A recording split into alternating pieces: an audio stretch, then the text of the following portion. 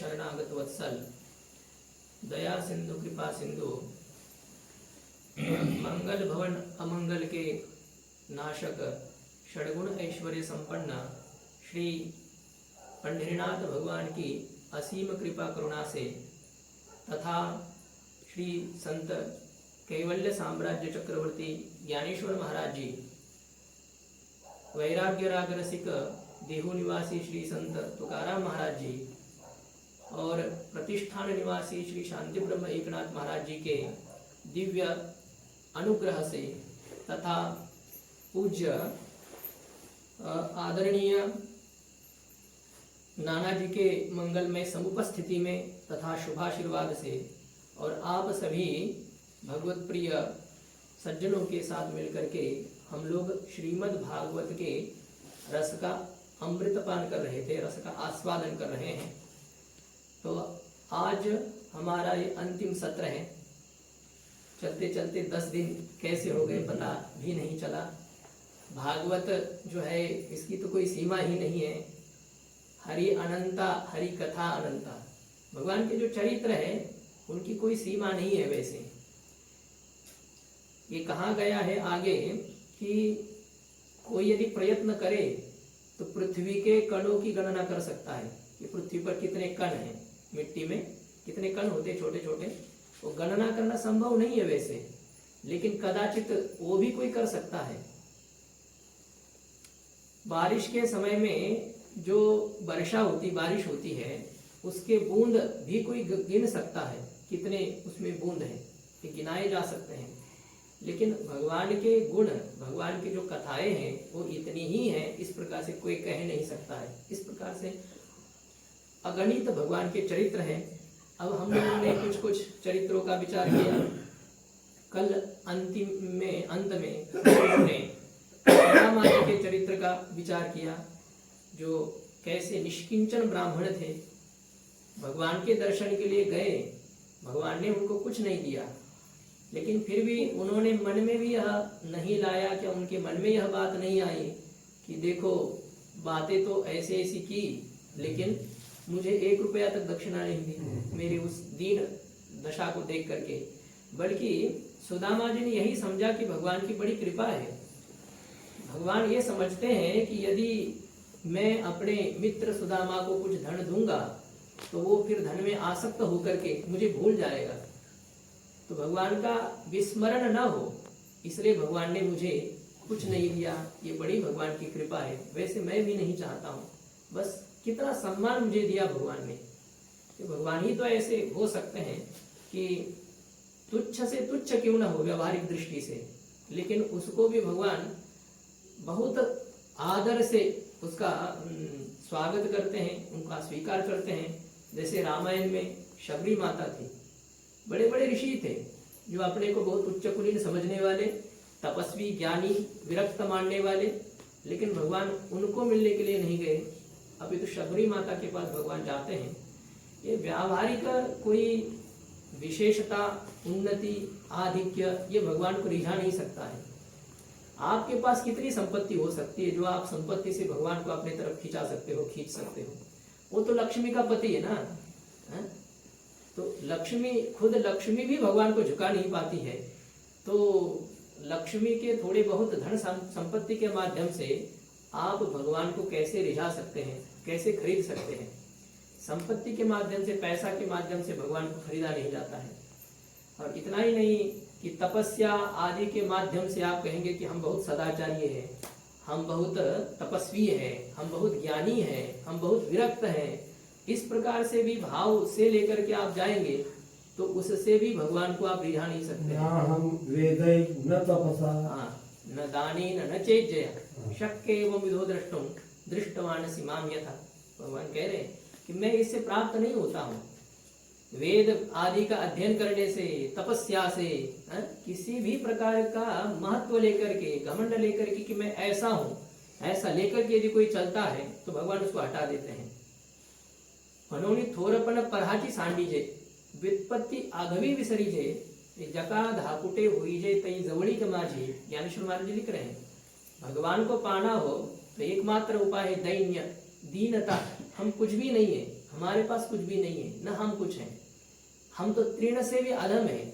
इस प्रकार के भाव से यदि कोई भक्त भगवान के पास जाता है तो भगवान उनको बहुत आदर से स्वीकार कर लेते हैं। चैतन्य महाप्रभु जी के शिक्षाष्टक में एक प्रथम श्लोक है, तृणादपि सुनीचेन तरो रपि सहिष्णुना अमानिना अमानदेन कीर्तनीय सदा हरिः। वे कहते हैं कि तृणादपि सुनीचेन, तृण मतलब घास से भी अपने को तुच्छ समझना है। देखो कोई भी आ जाता है तो घास बेचारा दब जाता है, कोई भी उसके ऊपर पैर रख देता, कुत्ता भी पैर रख दे तो दब जाता है। और बड़े बड़े जैसे गंगा जी के बाढ़ आ जाती गंगा जी की, फिर भी वो झुक जाता है, अकड़ करके खड़ा नहीं रहता है। और जो अकड़ करके खड़ा नहीं रहता है तो फिर वो तो कभी उसको कोई उखाड़ नहीं सकता है। गंगा जी का पानी ऊपर से चला जाता है, फिर वो आ जाता है, जल चला गया तो ऐसा ही है। लेकिन जो खड़े हो जाते हैं गंगा जी के सामने, टाइट होकर के खड़े रह जाते हैं, तो गंगा जी बड़े बड़े पेड़ों को भी उखाड़ करके फेंक देती है। घमंड यहाँ पर काम नहीं करता है किसी भी चीज का, हम कुछ भी नहीं है, हम अत्यंत तुच्छ हैं। ऐसा इस प्रकार से जेत शंभूचे तपन पुरे लक्ष्मीचे थोरपन न सरे तेत एर प्राकृत हेंदरे के भी जानो लाहे। यानी शुभ महाराज जी कह रहे हैं, मानो आप तपस्वी हो तो क्या शंकर जी के तप से जैसे तपस्वी हो सकते हो?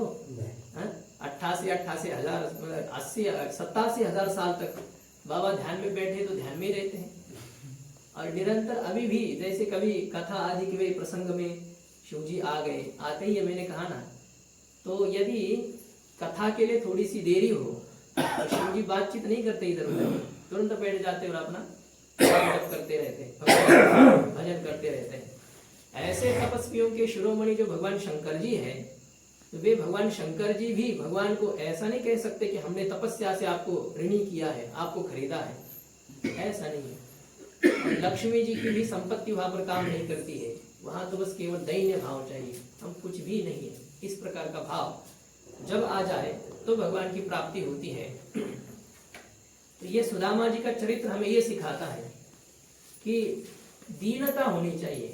ये कुछ नहीं है, संपत्ति है और कुछ और विशेषता है ये नहीं, हम अत्यंत तुच्छ है, ऐसा हो जाए तो भगवान उसके द्वारा दिया गया जो कुछ भाव है, भेंट है, उसको बड़े प्रेम से स्वीकार करते हैं। चावल में क्या स्वाद होता है क्या कुछ? हम लोग भी तो कच्चा चावल नहीं खाते हैं, लेकिन भगवान इतनी उसकी तारीफ कर रहे हैं कि कितना स्वादिष्ट ये चावल है, अमृत है, ऐसा भगवान मान करके उसको ग्रहण कर रहे हैं। भगवान वस्तु का स्वीकार नहीं करते हैं, वस्तु नहीं चाहिए भगवान को, तो भाव चाहिए, प्रेम चाहिए, ऐसा है। थोड़ा प्रेमाचा भुकेला हाची दुष्काळ तयाला। झूठी बेर शबरी माता के भगवान खाते, जो कुछ दिया जाए, पत्रम पुष्पम फलम तोयम किंतु यो में भक्त्या प्रयच्छति, प्रेम से देना चाहिए। नहीं तो आप चाहे जितने पकवान बनाओ बढ़िया से बढ़िया, नहीं, दुर्योधन ने यही प्रयास किया था कि हम अच्छे से अच्छे पकवान बनाएंगे और भगवान उस रस के लालच में हमारे यहाँ भोजन पाएंगे ऐसे। लेकिन नहीं, भगवान को ये रस आदि के वो कोई तुच्छ जीव थोड़ी है हम जैसे, कि जो कि उस रस के लालच में आकर के जिस किसी के पीछे कुत्ते के जैसे पूछ हिलाए, ऐसे तो नहीं है भगवान। दुर्योधन की मिठाई छोड़ करके भगवान विदुर जी के यहाँ जाकर के क्या पाते हैं? कन्या। कन्या मतलब क्या है? वो जो ज्वार आदि का जो होता है जंगली, वो भी धान, और उसको खाली जल में उबाला हुआ है, उनके यहाँ नमक तक डालने के लिए कन्या। पाहुणे घरासी आजी आले ऋषिकेशी काय करू उपचार कोप मोड की जर्जर दरदरी पाण्या माझी रांधियेल्या कन्या तुळशी दळ तुका म्हणे मी दुर्बळ। क्या था संत तुकाराम महाराज जी के पास में, लेकिन भगवान उनके पीछे पीछे घूमते हैं, निरंतर रहते हैं। निरपेक्षम मुनिम शांतम निर्वैरम समदर्शिनम अनुव्रजाम्यहम नित्यम पूये एत्यंघ्रिरेणुभि। भगवान कहते हैं कि जो निरपेक्ष है उसे जगत से कोई लेन देन नहीं है, कोई नहीं चाहिए। अच्छा, जगत से नहीं, कम से कम भगवान से तो कुछ चाहते होंगे कि आप हमें कुछ दे। नहीं, भगवान से कुछ नहीं चाहते, हमें कुछ नहीं चाहिए। पांडवा अपेक्षा नाही गावा, सुखाची चढावा तयाची आसने। सुखासी चढ़ावा तयाची आसने, तयाची आसने। आसने। तो जहां पर अपेक्षा का कोई ठाव ही नहीं, मतलब कोई ठिकाना ही नहीं है, मुझे ये चाहिए ऐसा स्वप्न में भी जिनके नहीं आता है, तो उसके पीछे भगवान घूमते हैं। और किस लिए घूमते हैं? कहते कि उनके चरण रज से मैं पवित्र हो जाऊं। नामयाचा पाठी चाले की शिराज लाघवया रज चरणीचा, ऐसा है। भगवान को ऐसे संत प्रिय होते हैं, भक्त प्रिय होते हैं। धन संपत्ति और कुछ नहीं, बाहरी कुछ नहीं चाहिए, केवल प्रेम हो, भाव મળ્યા કરે एर भी ना करे। भाव से ही आप भगवान को बांध सकते हो, अपने अधीन कर सकते हो, उनको संतुष्ट कर सकते हैं। बाकी और कुछ नहीं है, कुछ नहीं हमारे पास में। क्या दे सकते हैं हम अब भगवान का जो ना हो ऐसा हमारे पास क्या है?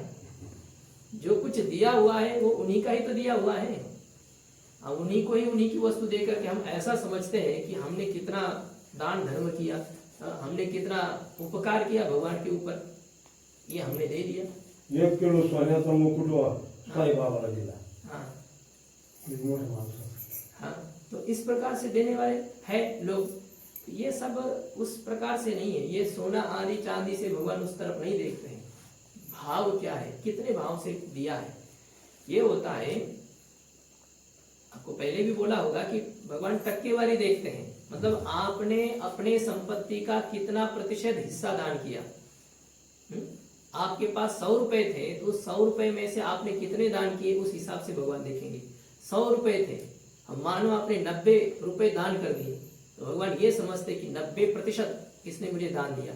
अब कोई दूसरा व्यक्ति है जिसके पास 1 लाख रुपए थे और उसने 50,000 दान दिए, देखिए अभी 90 रुपए और 50,000 रुपए, इसमें हम लोग किससे ज्यादा मानेंगे? 50,000 सीधी बात है। कहाँ 90 रुपए, कहाँ 50,000 रुपए? लेकिन भगवान ये नहीं देखेंगे, भगवान देखेंगे कि उसके पास 100 थे, उसने 90 दान किए हैं। अपने पूरी संपत्ति के 90% भाग का उसने दान किया है, और इसने 50% संपत्ति का दान किया है। तो वो क्या है, ज्यादा किसका है? भाव चाहिए भगवान को, प्रेम चाहिए, बाकी सब कुछ नहीं, ये सब बेकार की चीजें हैं, इससे कुछ नहीं होता है। सुदामा जी के पास क्या था? कुछ भी नहीं था।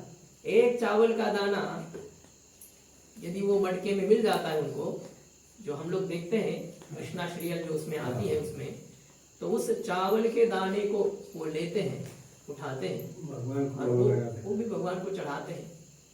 आधा अपने पत्नी को रखा कि वो उसके हिस्से का है, और अपना आधा दाना भगवान को देते हैं। तो भगवान रोते हैं, भगवान भी प्रसाद नहीं पाते हैं। मेरा सुदामा धोखा है, तो मैं कैसे प्रसाद पा सकता हूँ, मैं कैसे भोजन कर सकता हूँ? और देखो उसने कुल संपत्ति मुझे दान दी, कुछ नहीं था उनके पास में, बस एक चावल का दाना उनकी संपत्ति के नाम पर था। और जो पूरी संपत्ति एक चावल का दाना, वो यदि उसने मुझे पूरा की पूरा दिया है, तो अब मैं उसके ऋण से मुक्त कैसे हो सकता हूँ? ये इस प्रकार के भाव से भगवान को आप अपने अधीन कर सकते हैं, अन्यथा नहीं। तो ये हम लोगों ने सुदामा जी के चरित्र का विचार कल किया है। आगे के चरित्र में हम लोग संक्षेप से कुछ देखना है, हमें कितने 8 बजे तक का समय है। हाँ, तो ठीक है। आगे कहते हैं सूर्य ग्रहण का पर्व था, और सूर्य ग्रहण के पर्व पर सब लोग कुरुक्षेत्र गए हैं। कुरुक्षेत्र, तो वहां पर केवल भगवान ही और इधर यादव ही लोग गए ऐसी बात नहीं है, देशों देशी के लोग वहां पर आए थे। जितने थे कौरव पांडव उस तरफ से भी सभी आए थे। और यहाँ तक ये भी कहा गया है कि उस कुरुक्षेत्र में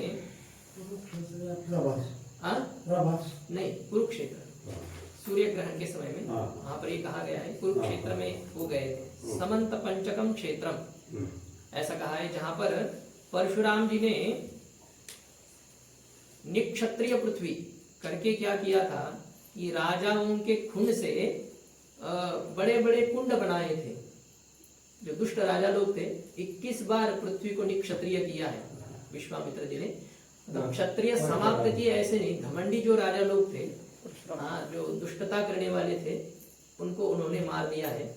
तो उनके खून से उन्होंने कई कुंड बनाए थे।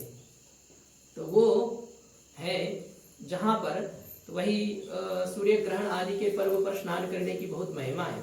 वहाँ वो जो सरोवर है वहां पर बहुत बड़ा बना हुआ, तो बहुत जाते हैं, पिंडदान आदि भी करने की महिमा है। सब वहां पर गए हैं, यहाँ तक कि वो कुंती माता आदि भी आई है अपने पुत्रों के साथ। तो कुंती माता ने सब अपने भाई बहन आदि जो सब मिले थे वहां पर, कृष्ण कन्हैया थे, बलदेव जी थे और उनके भाई थे, पिताजी जो जो बचे थे सब आए थे। उनको देख करके कुंती ने कुछ शब्द कहे हैं। कुंती ने कहा कि मैं बहुत दुर्दैवी हूं, ऐसी कह रही कुंती माता। वो बहुत पहले की बात है ना, जब वो बेचारी बहुत दुख झेल रही थी, उस समय की बात है। वो कह रही है कि मैं बहुत अभागिन हूं, क्योंकि मेरे अत्यंत निकट वाले जो भी बंधु हैं, भाई है, भतीजा है और भी जो लोग हैं, लेकिन मेरे तरफ देखने तक के लिए कोई भी नहीं आया। मैं जीवित हूं या मर गई हूं क्या, कुछ मुझको कोई भी मेरे तरफ देखने के लिए नहीं आया। कहते कि ये स्वजन लोग ऐसे ही होते हैं। सुखावसाने सगळे सुखाची, दुःखावसाने टळती जगाची, ऐसे त्यावसाने धरणी थरारी तुझे गेली शंभोमध्ये कोणाचा। बस सुख के प्रसंग में सुख के सब साथी, दुख का कोई ना, ऐसा जो कहा गया है। वही कह रही है कि मैं जब आपत्ति को झेल रही थी, मेरे पुत्र पर इतने संकट थे, कोई मेरे काम में नहीं आया। सुहृदः ज्ञातयः पुत्रः भ्रातरः पितरवपि नानुस्मरन्ति स्वजनम। कहते अपने स्वजन, अपने स्वकीय लोगों को भी वो याद नहीं करते हैं। यदि दैव प्रतिकूल हो तो, किस्मत हमारी प्रतिकूल हो, हमारे पास कुछ ना हो व्यावहारिक दृष्टि से जो चाहिए, तो लोग हमें नजदीक बैठने तक नहीं देते हैं। ये इस प्रकार का वो होता है। उनको लगता है कि कोई मांगने आया होगा, अब इसको कुछ देना पड़ेगा, ऐसा ही होता है। तो कुंती माता ने इस प्रकार से सबको ऐसे खोचक शब्द में बोला कि इतने तुम लोग संपन्न हो, तो मुझे तो तुम लोगों से पैसे की आशा नहीं थी, लेकिन कम से कम तुम शब्द से तो धीर देने के लिए आते, कोई नहीं आए। उतनी तो चाह थी, लेकिन नहीं आए। इस प्रकार से जब कहा तो वसुदेव जी ने कहा कि बहन ऐसा हमारे ऊपर दोषारोप मत कर, क्योंकि हम भी कितने परेशान थे तुमको क्या पता है। कंस के दुख से कितने हम पीड़ित रहे, और जैसे कैसे कंस से निपटे तो और कुछ न कुछ आता ही गया। बस अब द्वारिका में आए हैं तो तब से कुछ कुछ ठीक हो गया है।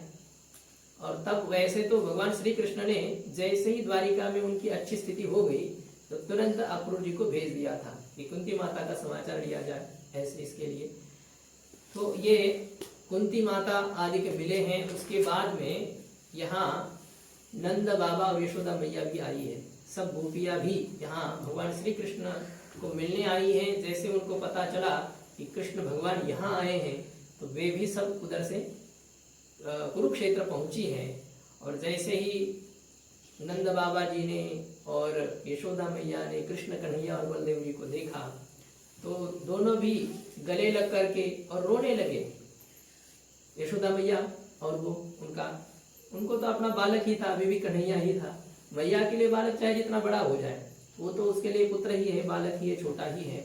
उन्होंने अपने दोनों को भी गोद में लेकर के याद करने लगे, याद उनको आने लगी, रोने लगे दोनों भी। कहा कि आपने मेरा स्मरण तक नहीं किया। दोनों भी एक दूसरे को कह रहे हैं कि इतने दिन हो गए। मैया बाबा भी कह रहे हैं कि कन्हैया तूने थोड़ा भी कभी याद तक नहीं हमारी की, क्या हो रहा है क्या नहीं हो रहा है, ऐसा कह रहे हैं। और देव की माता है, रोहिणी माता है, वो भी यशोदा मैया को मिली है और उनका बहुत क्या किया है, एक कृतज्ञता ज्ञापित करना, ऐसा कि आपने कृष्ण कन्हैया और बलदेव जी को जो जीवित रखा है आपके वजह से वो है। ऐसा ही व्यवहार के दृष्टि से देखा जाए, भगवान ने उसको छोड़ दो, लेकिन कृष्ण और बलदेव जी को आपने इतना प्रेम दिया कि सगे माँ बाप भी उनको इतना प्रेम नहीं दे सकते। ऐसा खुद भगवान ही मान्य करते हैं, कहते हैं कि जो यशोदा मैया ने मुझे प्रेम दिया वो देव की मैया नहीं दे सकती या नहीं दिया। इस प्रकार से ये उनको कहा है। फिर ऐसे ही गोपियां मिली है, गोपी ने भी भगवान को बहुत कुछ सुनाया है, तुम कृतज्ञ हो, ऐसे वैसे है ना। तो भगवान ने भी उनका समाधान किया है कि ऐसा नहीं है। ये शरीर के नजदीकता से, निकटता से वस्तुता निकटता मानी नहीं जाती है। दूर रह करके जितना प्रेम बना रहता है ना, उतना निकटता में प्रेम नहीं रहता है। तो ये भगवान कह रहे हैं कि मैंने जानबूझ करके इस प्रकार से किया है यह, क्योंकि तुम्हारा जो प्रेम है वो उत्तरोत्तर बढ़े और सबके लिए आदर्श बनना है। नारद जी भी गोपिकाओं को अपना गुरु मानते हैं, यथा ब्रज गोपिका नाम। भगवान के प्रति प्रेम हो, स्नेह हो, प्रीति हो, भक्ति हो तो कैसी हो, तो जैसे गोपिकाओं की थी। अपने सुख का मतलब तिल मात्र भी कोई उनके भाव नहीं है कि हमें कुछ सुख मिले, बस कन्हैया संतुष्ट रहे, सुखी रहे, जहां रहे खुश रहे, इस प्रकार के भाव से तत्सुखी सुखित्व, बस वह सुखी है हम बहुत सुखी हैं। इस प्रकार से ये प्रेम गोपिकाओं ने किया है। और कहते हैं बाद में जैसे कन्हैया आदि वहां से निकल गए ना, तो उस समय यशोदा मैया और नंद बाबा आदि को ने कृष्ण कन्हैया आदि के सामने अपने शरीर का विसर्जन किया कि अब हम आपको जब मिले हैं तो अब फिर आपके वियोग को सह नहीं सकेंगे। अब इतने दिन तक तो किसी प्रकार से हमने झेला, लेकिन अब ये हिम्मत नहीं है। और उन्होंने अपने शरीर को यहाँ पर विसर्जित किया है, ऐसा ये आता है। बाकी आपको वो भी कथा बताई थी कि वो वहां गए थे, भगवान श्री कृष्ण के प्रथम विवाह में नंद बाबा यशोदा मैया द्वारिका गए थे, वहीं पर उन्होंने अपने शरीर का विसर्जन किया, ऐसा वो लिखा है। लेकिन यहाँ के अनुसार अभी तक नंद यशोदा थे और कुरुक्षेत्र में भगवान जब गए तो तब तक भगवान के 16,108 विवाह हो चुके थे, उनके कई पुत्र थे, कई पौत्र थे, भगवान दादाजी बन गए थे, इतने थे। तब तक यशोदा मैया और नंद बाबा जी थे और बाद में उन्होंने अपने शरीर का विसर्जन किया। बाद में यहाँ आता है कि भगवान की जो पटरानियां हैं 8 पटरानियां हैं और बाकी जो 16,100 हैं, तो उनके सबके साथ द्रौपदी जी का संवाद हुआ है। द्रौपदी ने कहा कि आपका विवाह कैसे हो गया, तो विवाह की कथा सुनाई जाए। तो सब पत्नियों ने अपने अपने विवाह की कथा सुनाई है कि भगवान ने मेरा वर्ण कैसे किया। रुक्मिणी कह रही है कि सबके सामने से मैंने जब भगवान को पत्र भेजा था तो भगवान लेकर के आए, जैसे कि भेड़ों के बीच में शेर अपनी शिकार लेकर के जाता है, बस उसी प्रकार से भगवान मुझे लेकर के आए। जाम्बवती है, सत्यभामा है, उस स्यमंतक मणि का उपाख्यान तो हम लोगों ने देखा ही नहीं, तो वो उन्होंने अपने अपनी कथा सुनाई है। कालिंदी, मित्रविंदा, सत्या, भद्रा, लक्ष्मणा, जो 8 भगवान की मुख्य रानियां हैं, उन्होंने वह सुनाया। 16,100 रानियों ने भी कहा। बाद में वसुदेव जी ने, नारद जी आदि महापुरुष भी वहां बहुत आए थे। जब भगवान ही आए हैं तो जितने ऋषि मुनि को पता चला वहां के, तो सब आए वहां पर। व्यास जी, नारद जी, च्यवन, देवल, असित, विश्वामित्र, शतानंद, भरद्वाज, परशुराम जी, वशिष्ठ जी और ये सुखदेव भगवान आदि कई ऋषि वहां पर पधारे हैं। तो जब ऋषि आए तो वसुदेव जी ने सबको प्रणाम करके कहा कि हमारे कल्याण का कोई साधन आप कहिए, इस प्रकार से नारद जी से प्रार्थना की। तो नारद जी कह रहे हैं कि बड़ी आश्चर्य की बात है, भगवान श्री कृष्ण के पिता होकर के हमको आप पूछ रहे हैं कुछ। ये होता है अत्यंत निकटता जो होती है वो अनादर का कारण बनती है। जो वस्तु हमारे अत्यंत पास में हो ना, तो उसकी कीमत हमारे समझ में नहीं आती है। हाँ, जब दूर से कोई रहता है ना, दूर से कोई आता है, कोई जाता है, तब फिर बहुत हम लोग जाएंगे, सुनेंगे, ऐसा ही होता है। नजदीक रहने पर नहीं होता है। नारद जी दृष्टांत दे रहे हैं, जो गंगा जी के तट पर रहते हैं ना, तो वे गंगा जी में कभी स्नान नहीं करते हैं, न गंगा जी को कोई विशेष तीर्थ समझते हैं, दुनिया भर के तीर्थ करने के लिए घूमते रहते गंगा जी के तट पर। तो गंगा जी में सब तीर्थों का निवास है। गंगा जी का स्नान कर लिया, हो गया, और किसी नदी का स्नान बाकी नहीं रहता है। लेकिन वहां के लोग गंगा जी के जल को छोड़ करके पवित्रता के लिए अन्यत्र जाते हैं, अन्य जगह पर स्नान आदि करने के लिए जाते हैं। नारद जी कह रहे हैं, सन्निकर्षो ही मर्त्यानाम अनादर कारणम, निकटता ही मनुष्यों के अनादर का, तिरस्कार का कारण बनती है। वस्तु निकट हो, कीमत समझ में नहीं आती है।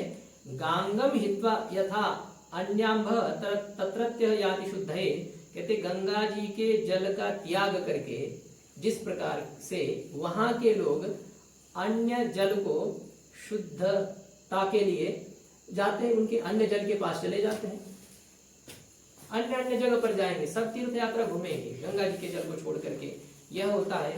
तो कहने का भाव ये था नारद जी का कि आपके पुत्र भगवान हैं, जो कि दुनिया को ज्ञान देने वाले हैं, सर्वज्ञ, सर्वशक्तिमान, सर्वविद, यह सर्वज्ञ सर्वविद यस्य ज्ञानमयम तप, खुद भगवान ज्ञान स्वरूप है। लेकिन आप हमें पूछ रहे हैं, चलो कोई बात नहीं, जब कह रहे हैं तो उन्होंने बताया है, तो वहां पर वसुदेव जी ने याग किया है, वहीं पर याग भी संपन्न हुआ है।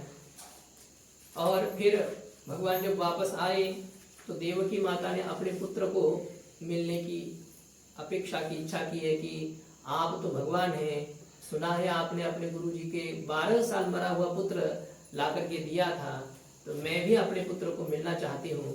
ऐसे देवकी माता ने इच्छा की। तो उनके ये कहाँ है, अब यहाँ पर वो जो पुत्र कौन थे ऐसा उनका वर्णन आया है। और भगवान को जब कहा तो भगवान ने कहा कोई बात नहीं। भगवान और बलदेव जी दोनों सुतल लोक में गए, अतल वितल सुतल, नीचे जहाँ पर बलि का राज्य है तो वहां पर ये सब थे। हिरण्यकशिपु के पुत्र थे, ये मैं हिरण्याक्ष का बताया था, हिरण्यकशिपु के पुत्र थे, और वही अंश से देवकी के पुत्र बने थे। और जब कंस ने उनको मारा तब फिर वो सुतल लोक में चले गए थे। तो भगवान बलदेव जी के साथ सुतल लोक जाते हैं तो बलि महाराज जी भगवान का बहुत सम्मान करते हैं। भागवत तो है ही, 12 भागवतों में बलि जी का भी नाम आता है। राक्षस हो तो क्या हुआ, अब उसमें कई राक्षस है, प्रहलाद जी है, विभीषण जी है और बलि जी है, जो मतलब भगवान जिनको प्रिय भक्त मानते हैं। अनादिकाल से लेकर के अभी तक जितने भक्त हो चुके हैं उनमें 12 विशेष भक्त माने जाते हैं, 12। तो उसमें ये 3 है, बलि जी है, विभीषण जी है, प्रहलाद जी है, जो कि राक्षस कुल में थे। तो ये है, भगवान का उन्होंने बहुत स्वागत किया, सम्मान किया और हाथ जोड़ करके उनके सामने खड़े रहे कि भगवान क्या आदेश है, क्या आज्ञा है। तो भगवान ने कहा कि बलि, ये जो हिरण्यकशिपु के पुत्र थे जो कि मेरे बड़े भाई बने थे, मेरी माता उनको मिलना चाहती है, तो उनको भेज दिया जाए। तो बलि जी ने कहा बिल्कुल। तो उन्होंने तुरंत उन पुत्रों को भेजा और जैसे ही वो देवकी माता के पास में आए, वे 6 बालक, तो देवकी माता ने उनको देखा तो उनके स्तनों से दुग्ध की धारा बहने लगी। और उन्होंने भगवान का झूठा दुग्धपान जैसे ही किया तो वो जो राक्षस बने थे, राक्षस योनि को प्राप्त हुए थे, तो वो मुक्त हो गए और फिर देवता बन गए। अब ये बात है, देवकी माता का भगवान ने दूध पिया नहीं पिया, क्या कहा जाएगा, पिया होगा ना। आप जैसे बालक जन्म लेता है तो पहले दूध ही तो माता पिलाती है, उनको पिलाया जाता है। तो एक बार भगवान ने दूध पिया होगा जब बालक थे, तो कारागार में वही, फिर बाद में तो यशोदा मैया के पास में ही थे। तो भगवान के झूठा दुग्ध पान करने के कारण से वो मुक्त हो गए, दिव्य रूप धारण करके भगवत धाम को चले गए। इसके बाद में सुभद्रा हरण का प्रसंग आता है। अर्जुन सन्यासी का रूप धारण करके आया था द्वारिका में। बलदेव जी अपने बहन का विवाह दुर्योधन के साथ करना चाहते थे, सुभद्रा का विवाह, लेकिन सबकी इच्छा थी कि वसुदेव जी की, देवकी माता की, कृष्ण भगवान की, कि अर्जुन के साथ विवाह हो। लेकिन अब बड़ा है, बलदेव जी बड़े हैं, अब उनका भी तिरस्कार तो नहीं किया जा सकता है। उनको नहीं, ऐसा नहीं करना, ये नहीं कह सकते हैं। होता है अपना बेटा यदि हमारे बराबरी का हो जाता है तो उससे ज्यादा बात में नहीं लगना चाहिए। वो कहता है ठीक है बेटा कोई बात नहीं, जैसा कहते हो वैसा करना, ऐसा ही होता है। यही बात भीष्म की थी, रुक्मी को उन्होंने ज्यादा दिमाग नहीं लगाया, और यही यहाँ ऐसा है। बलदेव जी को कुछ कहा नहीं, लेकिन कृष्ण कन्हैया उनको जैसा लगता है वैसा वो करते हैं। किसी को समझ में भी नहीं आता है क्या हो रहा है क्या नहीं हो रहा है। भगवान ने ये सब कुछ किया था। और उनको, सन्यासी है तो सब लोग दर्शन करने के लिए जाते, सन्यासी बाबा आए, सन्यासी बाबा आए, और सब लोग कहते कि अरे बड़े उच्च कोटि के महात्मा है। अर्जुन ही थे वो, क्या सब बात बता देते, उनको पहले से पता है ना, यहाँ कौन है, किसका क्या नाम है, कौन किसका पुत्र है, सब उनको पता ही था। उनका मामा का ही तो गाँव था, तो इसलिए वो सब पता होने के कारण से जो कोई आता वो सब नाम से बता देते कि तुम ऐसे हो, तुम उनके पुत्र हो, तुम्हारे और ये भाई है, और तुम्हारा विवाह इनके साथ, ये जो सब कुछ बता देते हैं। ऐसा सब हो गया। तो बलदेव जी के पास भी जब समाचार पहुंचा तो उन्होंने कहा कि क्यों न सन्यासी महात्मा को प्रसाद पाने के लिए बुलाया जाए, तो मेरे बहन का विवाह भी तो करना है, तो वो बताएंगे उनके बारे में कुछ भविष्य है ऐसी। तो उन्होंने उनको भोजन प्रसाद पाने के लिए बुलाया। और अब अर्जुन ने देखा सुभद्रा को, तो सुभद्रा के साथ विवाह करने की इच्छा अर्जुन को हो गई। अर्जुन ने भी सुभद्रा का मनोमन वरण किया और सुभद्रा ने भी अर्जुन का। तो अब कैसे किया जाए, बलदेव जी तो वहां है, प्रतिबंधक एक तो बहुत बड़ा है, कैसे क्या है। तो यहाँ भी जैसे भगवान ने रुक्मिणी का हरण किया था, तो उसी प्रकार से कभी ये यात्रा रहती थी द्वारिका में। तो गांव के बाहर जब सब यात्रा के लिए गए थे, सुभद्रा भी रथ में गई थी, तो अर्जुन ने उसी रथ से सुभद्रा का हरण किया। संन्यासी होनी जेणी चोरून गेली माझी भगिनी। हाँ, संन्यासी होऊन या तो आ जेणी तो आज नहीं चोरू लेली माझी भगिनी जी, ऐसे कुछ है नहीं कुछ है। तो भगवान ने अर्जुन ने सुभद्रा का हरण किया। जो कुछ वहां पर पीछे सैनिक थे उनको तो भगा दिया अर्जुन है। अर्जुन के सामने कौन टिकता, यादव भी हो तो क्या क्या है, भगवान के तुल्य एक है ना, नर नारायण के अवतार है, उनको कोई रोक नहीं सकता है, भगवान छोड़ के। हाँ तो चले गए अर्जुन, तो जाने लगे। बलदेव जी बहुत क्रुद्ध हो गए, क्या हो रहा है, कृष्ण कन्हैया तो शांति से बैठे हुए हैं, क्या कन्हैया, कहते हैं कि वो अर्जुन था, अर्जुन ने सुभद्रा का हरण किया और तुम शांति से बैठे हुए हो, मैं छोड़ूंगा नहीं उनको, ऐसा है वैसा है, हमारी नाक कट गई, ऐसा कहे। भगवान ने कहा कोई बात नहीं दादाजी, वक्ते बाबा जी थे ना, तो बहुत बढ़िया सुनाते थे इस बात को। कन्हैया को कहते, कन्हैया बलदेव जी को कहते दादाजी जाने दीजिए, नाक कट गई तो कट गई, उसमें क्या रहता है, शेमुड़ी तो होता है कपी तो होता है, कट गई तो कट गई। तो समझाया सबने कि सुभद्रा की इच्छा थी अर्जुन के साथ विवाह करने की, तो जबरदस्ती ये उचित नहीं है, जो हो गया ठीक हो गया, अब उनको बुलाया जाए, फिर से विवाह धूमधाम से किया जाए। तो फिर अर्जुन आदि को बुलाया गया, फिर से दोबारा उनका विवाह वहां पर संपन्न किया गया। ये सुभद्रा के विवाह की बात है। आगे वेद भगवान ने भगवान की स्तुति की है। भृगु ने तीनों देवताओं की परीक्षा ली है कि सबसे श्रेष्ठ देवता कौन है, सभी ऋषि ने मिल करके। तो ब्रह्मा जी के पास में गए, प्रणाम आदि नहीं किया, तो ब्रह्मा जी उखड़ गए, मेरा बेटा होकर के मुझे प्रणाम नहीं करता है। तो फिर वहां से आगे चले, शंकर जी के पास में चले गए। शंकर जी ने कहा कि भैया भैया भाई है, एक ब्रह्मा जी के पुत्र है शंकर जी भी इस सृष्टि के क्रम में, और भृगु जी भी। तो उन्होंने भाई भाई कह करके जैसे गले लगाने लगे, तो उन्होंने कहा कि अरे तुम बहुत पिशाच आदि के साथ रहते हो, कैसे तुम्हारा स्पर्श बहुत अमंगल है, मुझे छुओ मत। शंकर जी को ऐसा कह दिया। शंकर जी गुस्सा हो गए और फिर वहां से भगे भृगु जी।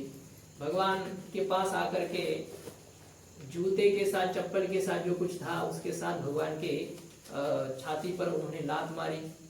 लक्ष्मी जी वहां पर बैठी थी, लात मारने में कोई दिक्कत नहीं थी, लेकिन लक्ष्मी जी थी ना, पत्नी के सामने यदि कोई अपमान करता है तो बहुत वो लगता है, कोई कैसा भी क्यों ना हो, उनके सामने नहीं।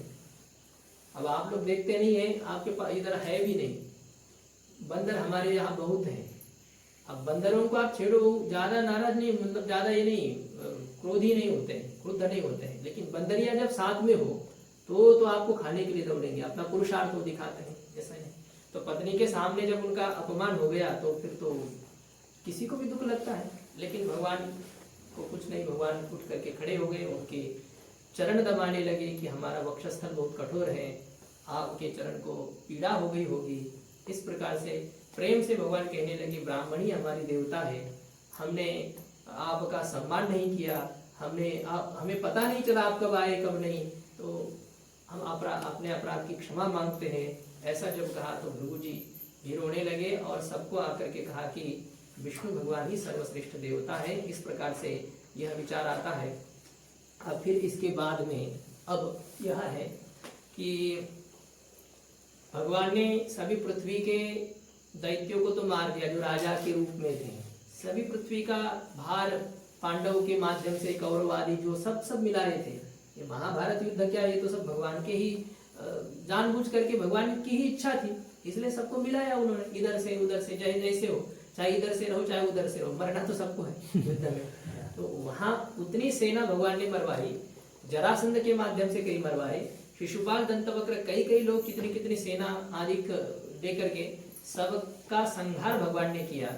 लेकिन फिर भी भगवान को लगा कि अभी और कुछ बाकी है, ये हमारा जो कुल है ये जब तक समाप्त नहीं होता है तब तक मुझे नहीं लगता है कि पृथ्वी का भार पूरी तरह से हट गया, क्योंकि जैसे मैं चला जाऊंगा तो ये सब किसी के द्वारा तो मारे नहीं जाएंगे। हम्म। मेरे जो यादव है बस मैं ही हूँ, या आपस में वो लड़ करके मरे तो मरे, नहीं तो फिर बाद में ये बहुत उन्मत्त हो जाएंगे। कोई दबाने वाला व्यक्ति रहता है ना, तब तक शांति से रहते हैं। अब ये जैसे पढ़ाते सिखाते लोग, टीचर लोग, जब तक टीचर आते ना तब तक सब शांति से बैठे रहेंगे, कड़क टीचर हो तो। और जैसे वो बाहर चले जाते तो फिर मस्ती करने लग जाते, झगड़ा करने लग जाते हैं। तो भगवान जब तक थे तब तक तो ये सब दब करके थे, लेकिन भगवान जब चले जाएंगे तो इनके ऊपर शासन करने वाला कौन रहेगा? यादव अमर थे ना? हाँ, यादव अमर थे। अमर यहाँ ब्रह्मा जी नहीं है, जो पैदा होता है जात से ध्रुव मृत्यु ध्रुवम जन्म मृत्यु से, भगवान खुद आते हैं तो जाते हैं। यादव कहाँ ये के? तो नहीं हो रहा है अवतार। हाँ, ये तो यहाँ कोई नहीं, अमर कोई नहीं है। हाँ, ये है, ये जो कहा जाता है चिरंजीवी, चिरंजीवी हो सकते हैं, अमर नहीं। मतलब बहुत समय तक वो जिएंगे, ब्रह्मा जी की आयु जब तक है तब तक रहेंगे, या ब्रह्मा जी से भी अधिक आयु वाले भी है, जो लोमश ऋषि आदि का, तो वो भी हो सकते हैं, लेकिन मरना तो पड़ता है सभी को। यहाँ पर ये मृत्यु लोक है, ये तो निश्चित ही है। अन्यों के द्वारा वो मारने योग्य नहीं थे, ये कह सकते हैं। स्वर्ग के देवता भी अमर कहने भर के लिए, लेकिन उनको भी मरना पड़ता है। तो यहाँ तो जो क्या सृष्टि की जातो साठो पातो है, हाँ, जन्म मरणाच्या महापश्चिक झाला यहाँ आप ब्रह्म भुवनालों का पुनरावर्तन अर्जुन, ब्रह्मा जी को भी नहीं छोड़ा जाता है, सबको हटना पड़ता है। सही है। तो भगवान ने सोचा कि ये यादव जब तक है तब तक मुझे नहीं लगता कि पूरी तरह से पृथ्वी का भार हट गया है, पृथ्वी के भार का हरण हो गया है। तो अब क्या किया जाए? तो कुछ न कुछ बहाने से इनको मरवाना चाहिए। तो भगवान के ही संकल्प से पिंडार क्षेत्र है द्वारिका के पास में, तो वहाँ बहुत महात्मा लोग पधारे थे, नारद जी, भृगु जी आदि कई महापुरुषों के नाम यहाँ पर लिए हैं, सब लोग वहाँ पर आए थे। अब जो भगवान के पुत्र है सांब आदि का, अब उनको दुर्बुद्धि सूझी, विनाश काले विपरीत बुद्धि। अब भगवान ने जबकि कहा था कि कुछ भी हो ब्राह्मणों का अनादर मत करो, आप यदि ब्राह्मणों का अनादर करोगे, तिरस्कार करोगे तो मारे जाओगे, समझाया था। नृग का जो उदाहरण आता है पहले दिया था ना, नृग राजा जो ये बन करके क्या बना था, वो उसमें सरड़ा, क्या कहते, गिरगिट, नृग राजा गिरगिट बना था, जो नीचे वो कुएं में गिरा हुआ था। अब बहुत बड़ा गिरगिट देखा तो भगवान के पुत्र डर गए, आश्चर्यचकित हो गए, इतना भी बड़ा कोई गिरगिट होता है। तो भगवान को आकर के दिखाया, उन्होंने बहुत निकालने का प्रयास किया। बहुत बड़ा एक कुआं था, कुआं क्या कहे, बावड़ी थी बहुत बड़ी, और उसमें वो बड़ा सा गिरगिट था। तो क्या है ऐसा समझ में नहीं आया, उन्होंने उठाने का प्रयास किया, वो नहीं उठा। तो भगवान को आकर के दिखाया ये क्या है। तो भगवान ने उनको आसानी से स्पर्श किया, उठाया, तो वो गिरगिट योनि से मुक्त हो गया। तो वो नृग राजा था, सरड़ा था। हाँ सरड़ा, वो नृग राजा था, और उसका उद्धार हो गया भगवान के स्पर्श से। तो भगवान ने पूछा कि तुम कौन हो? तो वो कहता कि आप मुझे नहीं जानते हो। दान शूरों की यादी में मेरा भी कहीं एक दूसरे नंबर पर ही नाम आता है कि यहाँ उसने भी ऐसा कहा है, इस पृथ्वी के कण कोई गिन सकता है, लेकिन मैंने जितने गैयाओं का दान किया वो कोई गिन नहीं सकता। इतने गैयाओं का दान किया था नृग राजा ने। परमाणु को गिनाया जा सकता है, बूंदों को गिनाया जा सकता है, समुद्र के जल कितना है वो नापा जा सकता है, लेकिन मैंने जितने कितने गैयाओं का दान किया है उसकी कोई गणना नहीं है। इस प्रकार का मैं दानशूर हूँ, दानशूर था। तो भगवान ने कहा कि जब इतने ब्राह्मणों को तुमने गोदान किया तो फिर तुम्हें ये योनि कैसे प्राप्त हो गई? तो उसने कहा कि थोड़ा सा अनवधान मेरा हो गया, एक ब्राह्मण को मैंने कुछ गैया दान दी थी और उसमें से एक गैया फिर वापस आ गई मेरी गैयाओं में, अब वही गैया मैंने दूसरे ब्राह्मण को दान दी। जब वो दूसरे ब्राह्मण के पास पहले ब्राह्मण ने देखी तो उसने कहा कि ये गैया तो मेरी है। उसने कहा कि नहीं नहीं, मुझे अभी अभी नृग राजा ने दी है। तो दोनों राजा के पास पहुंच गए तो कि ये गैया मुझे दी है, वो कह रहा था मुझे दी है। राजा ने कहा कि झगड़ा मत करो, कोई भी एक गैया ले लो, ये गैया ले लो, और इसके बदले में मैं 1000 गैया और देता हूँ, तो वो ले लो। तो सीधी सही बात थी, राजा की कोई गलती तो नहीं थी। उन्होंने कहा कि नहीं नहीं, दोनों भी अड़ गए, दोनों ने भी कहा कि गैया लूंगा तो यही लूंगा, नहीं तो नहीं लूंगा, ऐसा दोनों भी ये हो गए और शाप दे दिया राजा को, तुम गिरगिट हो जाओ, ऐसा तुमने ध्यान क्यों नहीं रखा, इधर उधर ध्यान होना चाहिए। कहते बहुत समय भी उनको प्रतीक्षा भी करवानी पड़ी थी, नहीं तो ये होगा। एक तो हम लोग ब्राह्मणों के प्रति वैसे हमारी बुद्धि आजकल ठीक नहीं है, और ऐसा जब कुछ हम सुनते हैं तो और दिमाग खिसक जाता है। यह नहीं, उन्होंने ध्यान नहीं दिया गया था नृग राजा के द्वारा, बहुत प्रतीक्षा उनको करवानी पड़ी, राजा आएंगे फिर तुम लोगों का देखेंगे, ऐसा उनका बहुत समय तक वो मामला बना रहा। तो फिर वो चिढ़ गए कि इतना समय तो हमें प्रतीक्षा करवाई, अब वैसे तो कुछ था ही नहीं उसमें, क्योंकि दोनों को भी वही गैया चाहिए थी।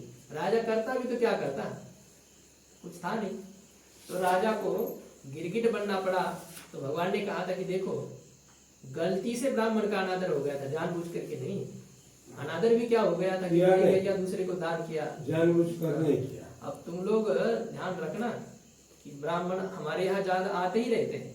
भगवान जब तक थे तब तक तो नारद जी तो रोज हो तो भी आते थे हाँ, बाकी और तो बहुत सारे साधु संत रोज पधारते ही थे भगवान जब तक द्वारिका में रहे तब तक।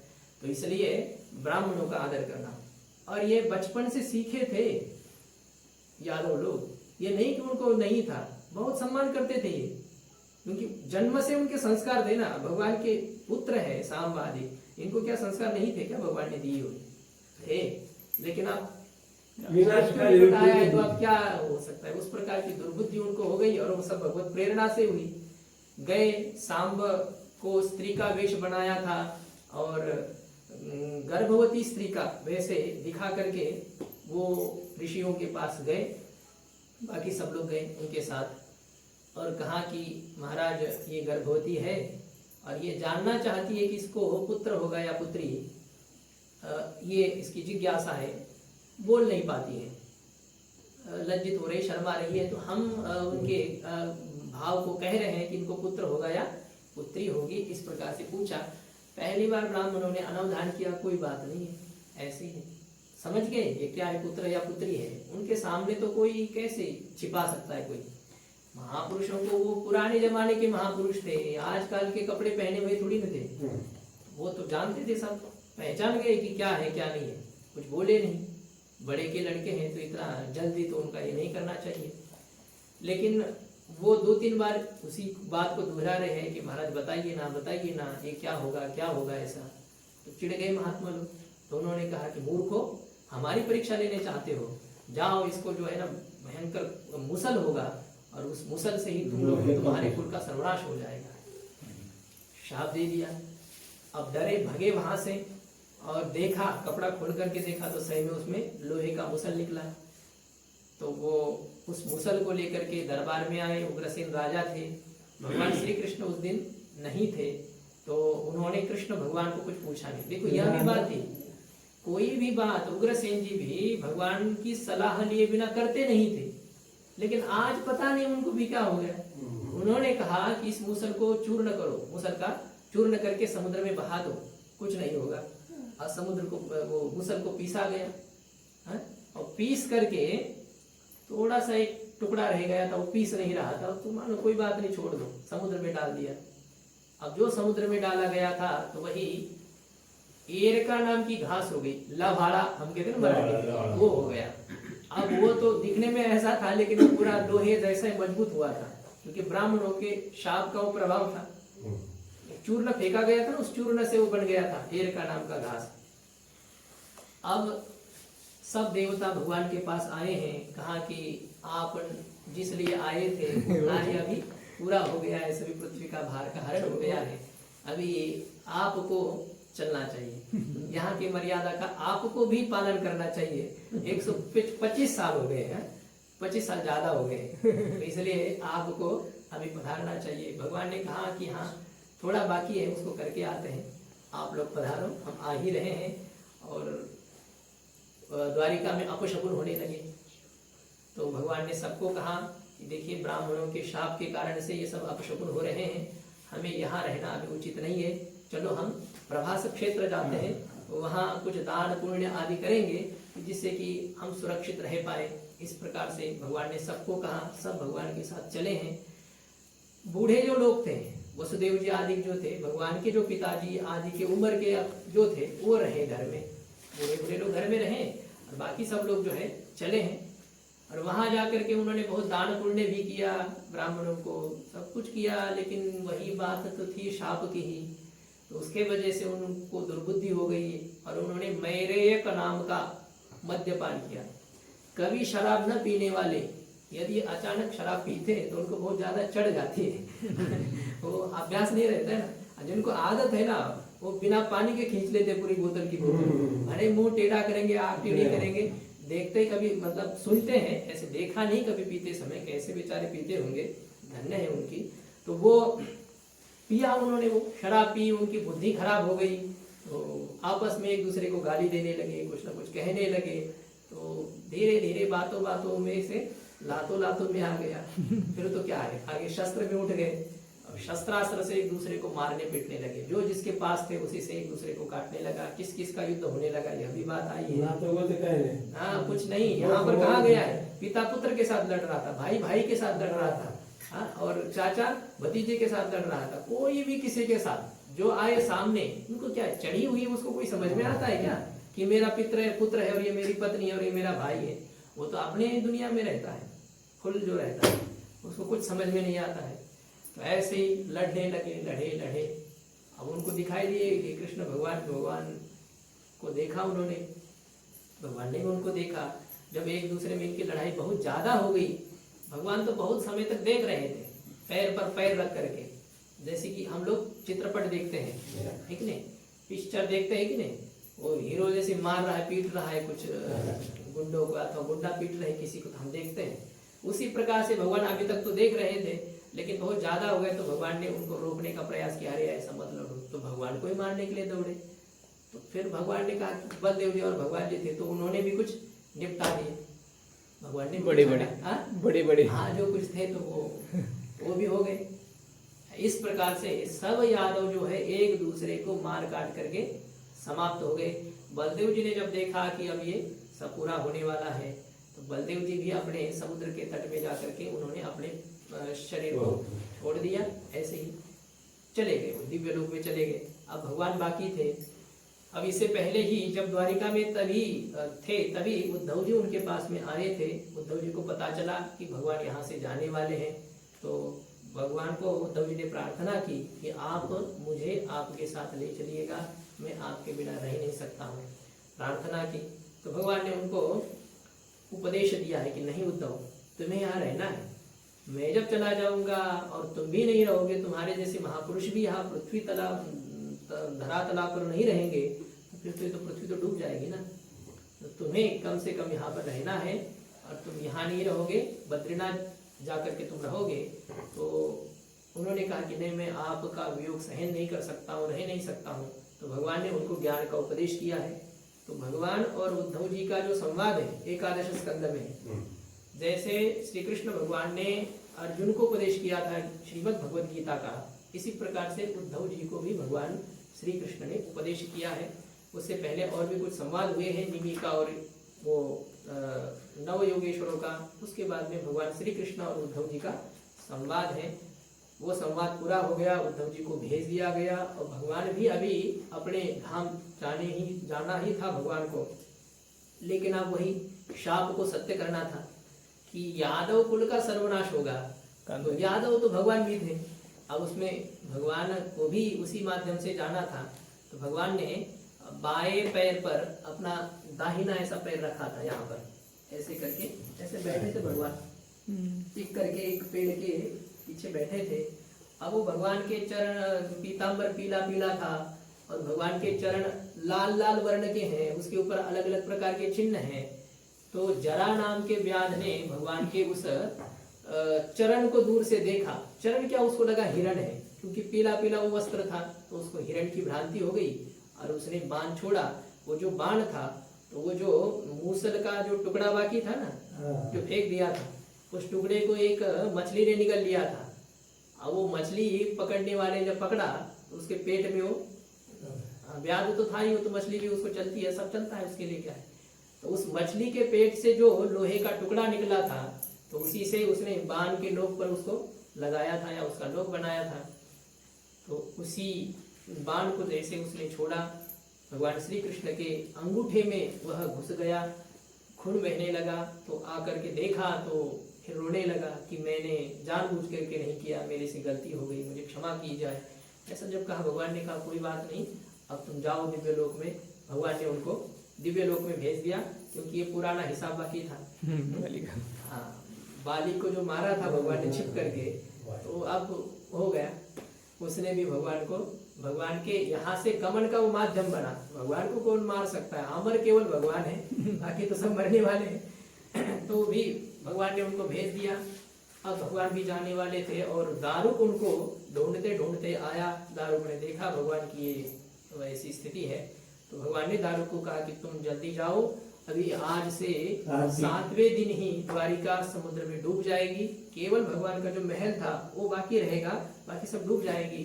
इसलिए तुम वहां जाकर के सबको समाचार सुनाओ, यादव कुल समाप्त हो गया है, और बाकी सबको लेकर के ब्रज को चले जाओ। ब्रज, और जो भगवान का परपोता था वज्रनाभ, भगवान का पुत्र प्रद्युम्न, प्रद्युम्न का पुत्र अनिरुद्ध, अनिरुद्ध का पुत्र था वज्रनाभ। तो वहां उनको अभिषिक्त किया जाए। अर्जुन के साथ तुम लोग मिल करके सभी को वहां पहुंचाओ। इस प्रकार से भगवान ने दारुक को आज्ञा की। भगवान के जितने रथ थे, आयुध थे, जो कुछ थे, वो सब पहले पधार गए। और भगवान का स्वागत करने के लिए सब देवता ऊपर खड़े हैं कि भगवान जब जाएंगे तो हम उनकी आरती उतारेंगे, उनका दर्शन करेंगे। सब ब्रह्मा जी तक अपने अपने दरवाजे के बाहर आकर के खड़े, यही से होकर के जाएंगे, वहां से जाना है। हाँ, तो कुछ ना कुछ कम से कम चरण का रज हमारे यहाँ लग जाए, या हमें केवल चरण को छूने तो दीजिए, ऐसे भाव से खड़े थे। लेकिन वो सब खड़े ही रह गए, किसी को कुछ नहीं पता चला कि भगवान कहाँ गए, कैसे गए, कुछ नहीं कहा। उनको भगवान का कोई स्वरूप आदि, शरीर आदि कुछ नहीं दिखाई दिया, कुछ नहीं रहा कि ये पांच भौतिक जैसा हमारा शरीर है ना, ये मिट्टी का बना हुआ, ऐसा तो भगवान का नहीं रहता। चिदानंद में देह तुम्हारे, उनका जो है वो दिव्य वो रहता है।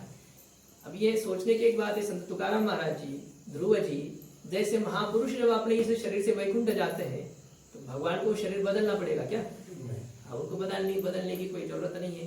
भगवान अंतर्धान हो गए, किसी को भी नहीं दिखाई दिए, ऊपर से पुष्प वृष्टि हो गई, बस वाद्य बजाए गए मंगल में, भगवान अपने धाम को चले गए। कोई कहते भी है भगवान चले कहा गए, भगवान इस श्रीमद् भागवत के ही अंदर प्रविष्ट हो गए। तो श्रीमद् भागवत ये साक्षात भगवान का अभी भी विग्रह है।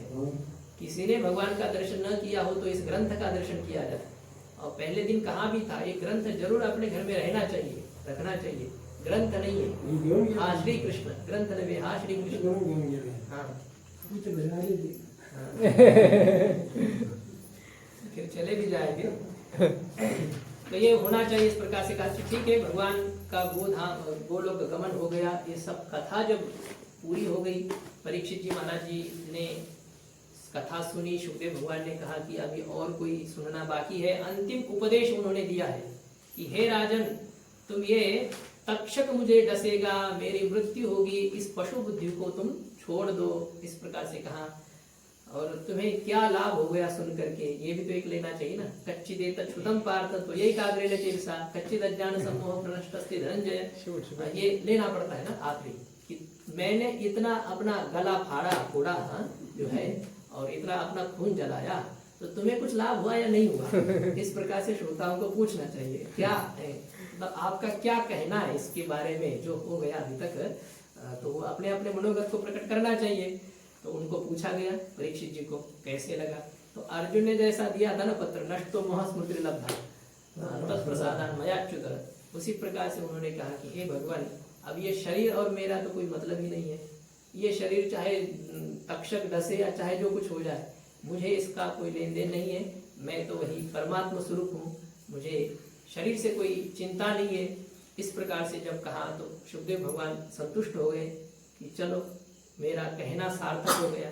एक का भी कल्याण हो जाता है ना तो काम चल जाता है। दुनिया भर के श्रोता होने की भी कोई जरूरत नहीं है। सुनने वाले अच्छे श्रोता 10-5 भी हो तो बहुत है, वो 10-5 हजार के बराबर है, ज्यादा होने की क्या जरूरत है। ऐसे ये है। तो सुखदेव भगवान ने उनको पूछ करके वहां से निकलने लगे। परीक्षित जी ने आखिरी पूजन उनका किया है और सुखदेव भगवान वहां से चले गए। सबने उठ करके उनका स्वागत किया। आए थे सब उठ करके खड़े हो गए थे और सबने उनको प्रणाम किया था। उनके पिताजी थे, दादाजी थे, नानाजी थे, काकाजी थे, सब जो वहां पर सब ऋषि मुनि आए थे, आए तब भी उन्होंने सम्मान किया था, गए तब भी उठ करके खड़े हो गए। सुखदेव भगवान चले गए। परीक्षित जी महाराज जी भी गंगा जी के तरफ मुख करके उत्तराभिमुख होकर के आसन पर बैठ गए।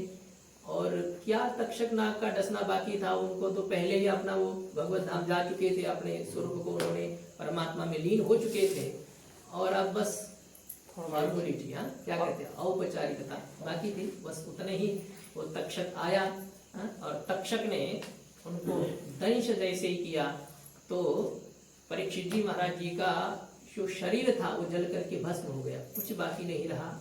ये तक्षक तो तक्षक ही था, वो भयंकर वैसा ही। जो इसमें वो भी कथा आती है कि जो एक ब्राह्मण आ रहा था रास्ते में कि मैं परीक्षित जी के विष को उतार दूंगा, वो विद्या सीखा हुआ था। तो तक्षक ने जैसे ही समझा, पूछा कि आप कहाँ जा रहे हैं, तो उन्होंने कहा कि मैं जा रहा हूँ परीक्षित जी के पास में, सुना है कि उसको तक्षक दंश करेगा, तो मैं उस विद्या को जानता हूँ, सर्प जब दंश करता है तो मैं उतारना जानता हूँ, मैं उनको फिर से जीवित करूंगा।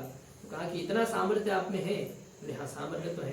बोले फिर तो मैं ही तक्षक हूँ, अब मैं इस पेड़ को, बहुत बड़ा वट वृक्ष का पेड़ था, मैं उसको दंश करता हूँ, तो आप उसको फिर से ठीक करके दिखाइए, जीवित करके दिखाइए। जैसे उसने तक्षक ने उस वृक्ष को दंश किया, वो वृक्ष जल करके खाक हो गया, भस्म हो गया। उसके ऊपर एक लकड़ी तोड़ रहा था आदमी, वो भी जल करके खाक हो गया। कहा कि चलो करो अपने मंत्र का प्रयोग। कौशिक नाम का कोई ब्राह्मण था, तो उसने अपने नहीं कौशिक, आस्तिक वो अलग है, वो जन्मेजय के सत्र में उन्होंने रोके थे, वो अलग है। वो उनका भांजा था उनका वासुकीनाथ का जो है, क्या चल रहा था, हाँ, वो ब्राह्मण ने अपने मंत्र का जैसे ही प्रयोग किया तो पेड़ पहले जैसे हो गया और उसके ऊपर जो लकड़ी तोड़ रहा था फिर से वो तोड़ने लगा। ऐसे ही वो आश्चर्यचकित हो गया तक्षक, हुआ भाई तुम्हारे पास तो बहुत विचित्र विद्या है, अच्छा तुम वहां जा किस लिए जा रहे हो, वहां उसको जीवित करोगे, तुम्हें चाहिए क्या चाहिए तुम्हें? बोले मुझे तो ऐसा चाहिए। तो बोले वो तो हम देंगे ना तुमको, तुम मत वहां मत आओ। अब उनको वहीं से भगा दिया और फिर वो तक्षक ने आया भी था, अब वहां पर बहुत बैठे थे, तक्षक ना कैसे आता, तो कुछ अलग अलग प्रकार से भी कहते हैं, लेकिन भागवत जी के अनुसार ब्राह्मण का वेश धारण करके वो आया।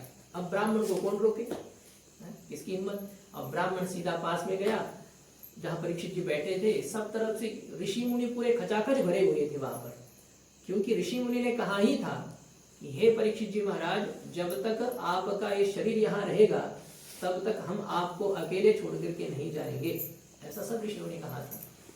तो इसलिए सब बैठे थे और सबको पता भी था कि किसी भी प्रकार से तक्षक तो डसेगा तो डसेगा, उसको कोई अन्यथा कर नहीं सकता है। तो तक्षक ब्राह्मण के वेश में आया, जब जैसे दंश किया, परीक्षित जी महाराज जी का शरीर भस्म हो गया। तो सबने वहां पर ऊपर से पुष्प वृष्टि की है, देवताओं ने भी जय जयकार किया है, परीक्षित जी महाराज जी का उद्धार हो गया। इस प्रकार से ये भागवत महापुराण की इस प्रकार की महिमा है। 7 दिन में जिनकी मृत्यु होने वाली थी उनका उद्धार हो गया।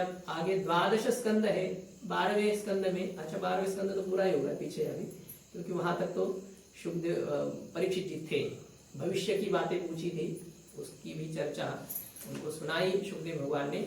अब आखिरी जो है अंतिम, उसमें भागवत जी की महिमा आई है फिर से एक बार, कि जिस प्रकार से सभी नदियों में गंगा जी श्रेष्ठ है, जिस प्रकार से सभी देवताओं में विष्णु भगवान श्रेष्ठ है, और वैष्णवों में जिस प्रकार से शंभु है, शंकर जी वैष्णव में अग्रगण्य है, श्रेष्ठ है, तो कहते पुराणानाम इदम तथा, उसी प्रकार से जितने पुराण हैं उन सभी पुराणों में ये सर्वश्रेष्ठ पुराण है। इस प्रकार से कहा गया है।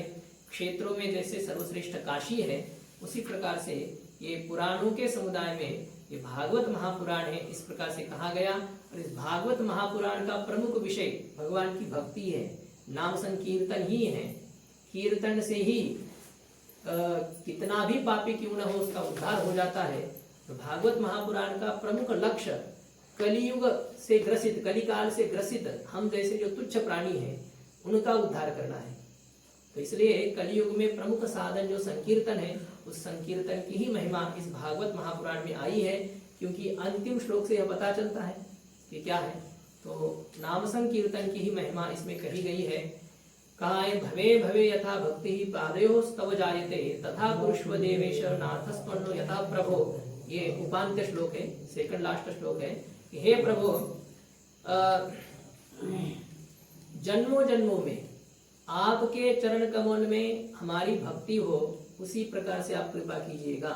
हम चाहे जिस योनि में जाए, हमारा जैसा कर्म हो, तो भी हम बकरी बने, भेड़ बने, बंदर बने, भालू बने, आदमी बने, जो कुछ बने, लेकिन हमारी चित्तवृत्ति हमेशा आपके चरण कमल में ही लगी रहे, इस प्रकार से प्रार्थना की है। और अंतिम तो जन्म देई, भलते कोळी भलते ठाई, ते मी सापडे घालीत नाही, तरी हृदय होणे तुवा न वादा। बस यही है। आप हमारे हृदय को छोड़ करके मत जाइएगा, बाकी हमें कुछ नहीं चाहिए। इस प्रकार से भगवान से ये प्रार्थना हो गई, की गई है।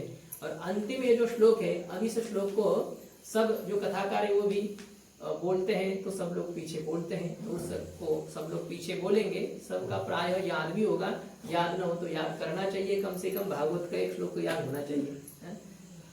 नाम संकीर्तनम यस्य, नाम संकीर्तनम यस्य, सर्व पाप प्रणाशनम, सर्व पाप प्रणाशनम, प्रणामो दुःख शमनस्, प्रणामो दुःख शमनस्, तन्नमामि हरिं परम, तन्नमामि हरिं परम। जिस भगवान का नाम संकीर्तन संपूर्ण पापों को सर्वथा नष्ट करने वाला है और सभी दुखों को नष्ट करने वाला है, इस प्रकार जो भगवान है, उन भगवान को हम प्रणाम करते हैं। इस प्रकार से भगवान की असीम कृपा से इस भागवत महापुराण की समाप्ति हो पाई। अब जैसे भगवान ने कृपा की और जिस प्रकार से बुद्धि दी, उस प्रकार से बोलने का प्रयास किया है। जैसे संत ज्ञानेश्वर महाराज जी कहते हैं, किंबहुना तुमचे केले धर्म कीर्तन ही सिद्धि गेले, येथ माझे जी उरले पाईकपना, न्यूनते पुरते अधिकते सरते करुणी घ्यावे तुमते विनवितो असे।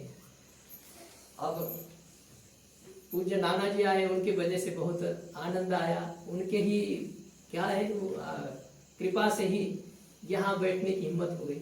ये कोई उनकी ही सब कुछ कृपा है, जहाँ से बचपन से उनके दिए हुए संस्कार है। तो उनके ही चरण में ये सेवा का समर्पण करते हुए वो अभी कुछ 2 शब्द आशीर्वचन देंगे, बाकी फिर हम लोग समाप्ति की ओर चलेंगे। तो थोड़ा सा संकीर्तन हो जाए, फिर नाना जी आशीर्वाद देंगे। श्री कृष्ण।